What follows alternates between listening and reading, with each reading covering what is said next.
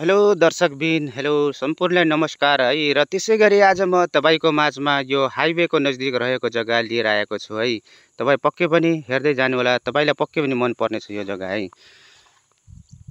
र यो रहेको छ दाङको राजपुर गाउँपालिका वडा नम्बर 5 मा पर्ने जग्गा है।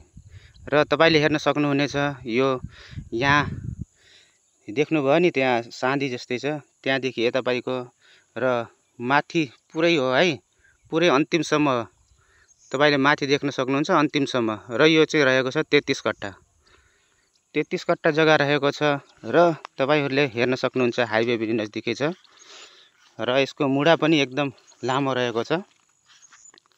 यो 33 कट्ठा जग्गा यदि तपाईँहरू किन्न चाहनुहुन्छ भने मोल भाव पनि एकदम राम्रो रहेको छ।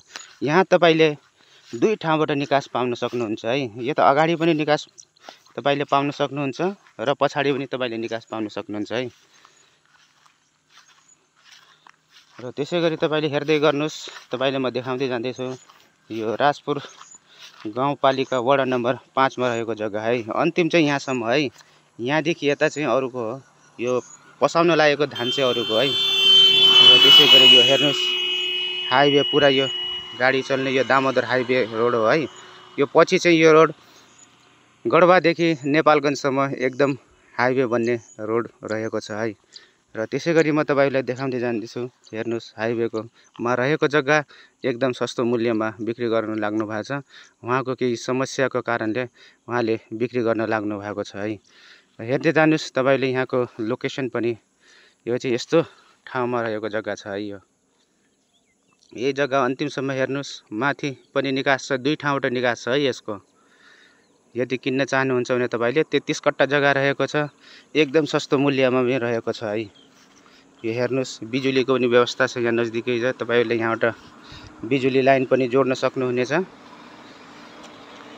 पनि भन्न चाहन्छु। र तपाईँले किन्न चाहनुहुन्छ भने यहाँ एकदम राम्रो फाइदा रहेको छ है। 32 कट्ठा जग्गा रहेछ, 32 कट्ठा। हेर्नुहोस्, यहाँ अब बसहरू पनि चलिरहेको छन्। यो लोकेसन हेर्नुहोस्, उता पनि घरहरू छन् बनेको, हेर्न सक्नुहुनेछ, घरहरू पुरा छन्।